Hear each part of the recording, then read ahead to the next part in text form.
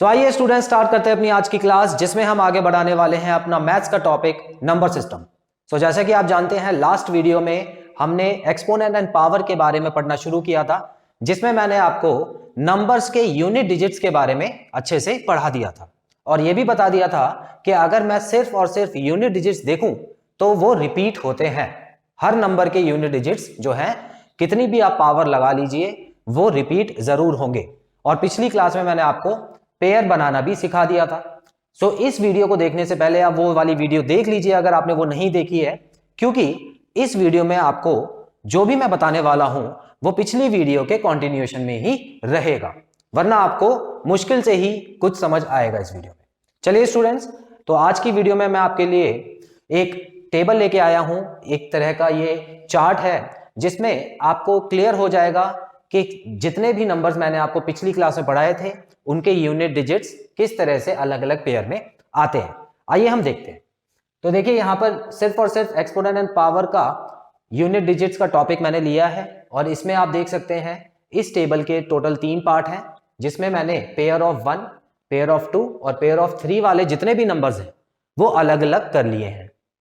ठीक है, ये पेयर क्या है? पेयर वही है कि जो यूनिट डिजिट है जितनी बार भी रिपीट हो रहा था किसी नंबर का, वो उतने ही पेयर बना रहा था। क्लियर बात? आगे बढ़ते हैं। तो पेयर ऑफ 1 ऐसे कितने नंबर थे जिसमें यूनिट डिजिट चाहे कोई भी पावर लगा लो बिल्कुल सेम आ रहा था, चाहे आप उसकी पावर 2 लगा लो, चाहे आप 3 लगा लो, तो जो यूनिट डिजिट था वो सेम आ रहा था। जैसे कि आप यहां देख सकते हैं 1 एक ऐसा नंबर था। उसके बाद 5 भी एक ऐसा नंबर था जिसमें आप कोई भी पावर लगा के यूनिट डिजिट जो है वो हमेशा उसका 5 ही रहेगा। 6 और 0, तो ये 4 ऐसे नंबर जो हमने पिछली क्लास में ढूंढे थे जिनकी जो यूनिट डिजिट है वो हमेशा रिपीट होती है, कोई और नंबर आता ही नहीं है। क्लियर? आगे बढ़ेंगे, पेयर ऑफ 2 देख लेते हैं। पेयर ऑफ 2 मतलब 4। तो 4 एक ऐसा नंबर था कि उसकी पावर अगर 1 है तो पीछे 4 आता था, यूनिट डिजिट में 4 आता था, और उसकी पावर अगर 2 लगा दो तो फिर यूनिट डिजिट में 6 आता था। लेकिन उसके आगे आप जितना भी बढ़ोगे आपको यही 2 नंबर रिपीट होते हुए नजर आएंगे। क्या ये बात सही है? ठीक है। 9 का भी बिल्कुल ऐसा ही सेम सिस्टम था। उसमें क्या था, 9 की पावर अगर 1 लगी हुई है तो यहाँ पे 9 लगाना था, और 9 की पावर अगर 2 है तो 81 होता है, तो आखिरी में क्या आता है? 1 आता है। अब इसमें दोबारा से आप कितनी भी बार 9 मल्टीप्लाई कर दो तो यही 2 नंबर रिपीट होते जाएंगे। ठीक है, तो फिलहाल इसको मैंने डाल दिया है पेयर ऑफ 2 वाले नंबर्स में। पेयर ऑफ 3 वाले नंबर्स में कितने आ जाते हैं? देखिए 4 नंबर है टोटल, जिसमें 2 भी है। अब 2 में आपको बताया था मैंने पिछली वीडियो में कि किस तरह से मैंने ये वाले नंबर लिखे हैं। अब ये 4 पेयर के बाद अगर आप 2 को दोबारा मल्टीप्लाई करोगे 6 से तो आप देखोगे 6 2 12 होता है, तो आखिरी में तो 2 आ गया ना दोबारा, तो इसीलिए यहीं से रिपीट होना शुरू हो जाएगा। इतना क्लियर? 3 में भी बिल्कुल सेम केस है, 7 में भी बिल्कुल सेम है और 8 में भी बिल्कुल सेम है। तो स्टूडेंट्स, आपको अब करना क्या है ये ध्यान से सुनिए। आपने अच्छे से चार्ट बना लिया है, आपको 2 चीजें याद होनी चाहिए। पहली चीज, देखिए पहली चीज क्या याद होनी चाहिए आपको? पेयर्स, जो मैंने अभी चार्ट बनाया है।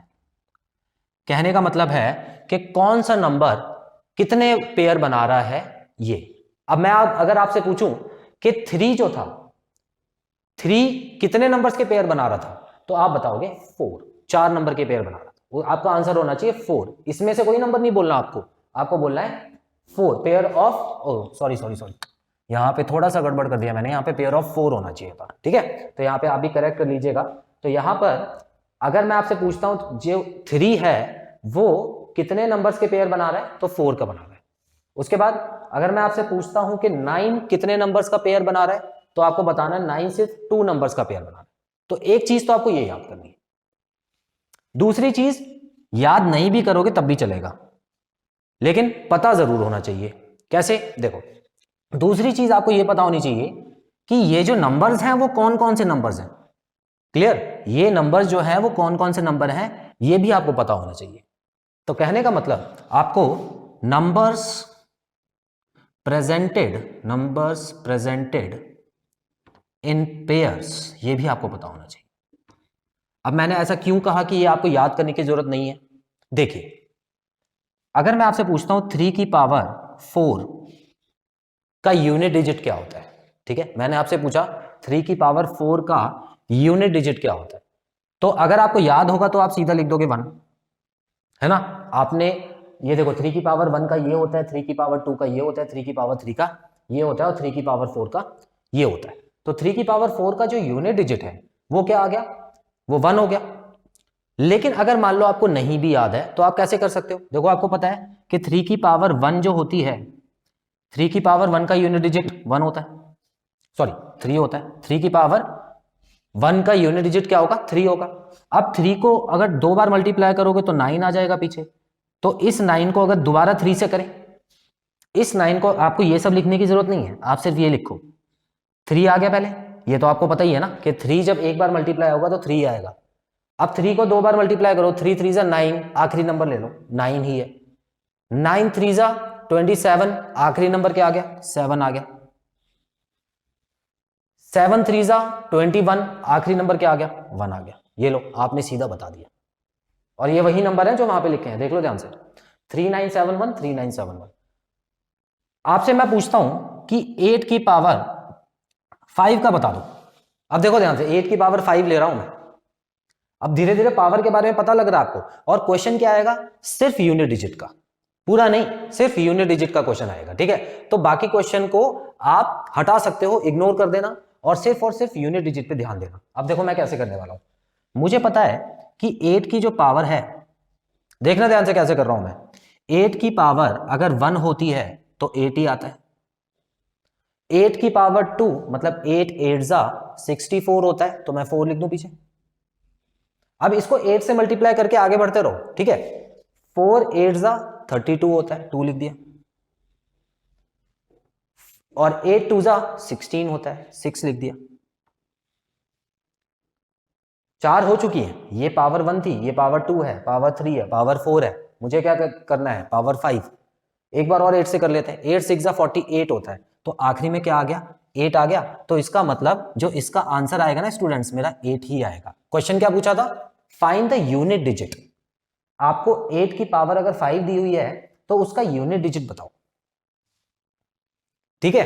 तो आप इस तरह से इनको याद भी रख सकते हैं, या अगर याद नहीं हो रहा है तो इस तरह से आप कर भी सकते हैं। मैंने कभी इनको याद नहीं किया है, मैं आपको अपनी बात बताऊं तो मैं हमेशा ही इस तरह से क्वेश्चन को सॉल्व करता था। हाँ, थोड़ा 10-15 सेकंड ज्यादा लगते थे, लेकिन मेरा आंसर बिल्कुल करेक्ट आता था। मैंने आपको बताया है इस वीडियो में कि जो पेयर होते हैं ये चार्ट आप जरूर बना लें, और उसके बाद आप ये जरूर लिख लें कि आपको क्या क्या याद रखना है। आपको ये बहुत जरूरी याद होना चाहिए कि कौन से पेयर में, कौन से नंबर के में कितने नंबर का पेयर बनता है, ठीक है।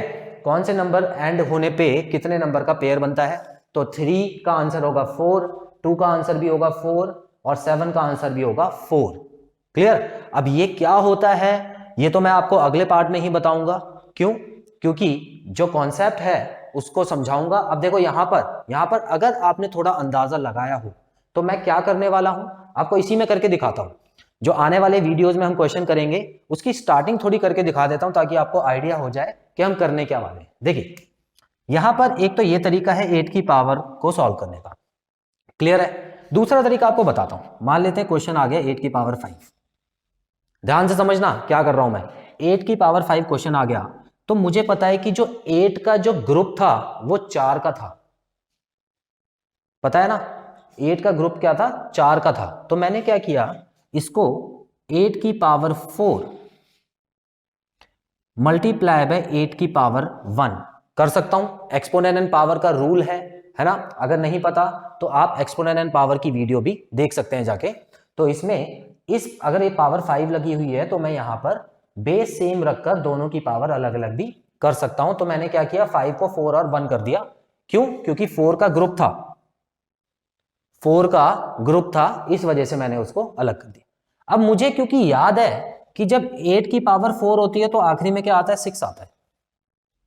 आखिरी में क्या आता है? 6 आता है। ये मुझे याद था, ठीक है। तो 4 की जब 8 की पावर 4 होगी तो आखिरी में 6 आएगा। और क्योंकि 8 की पावर 1 भी दे रखा है तो 8 की पावर 1 में आखिरी में क्या आता है? 8 आता है, ठीक है। मतलब 8 1 जा तो 8 ही होता है। 8 को अगर एक ही बार मल्टीप्लाई करोगे तो 8 ही आएगा। इतना क्लियर?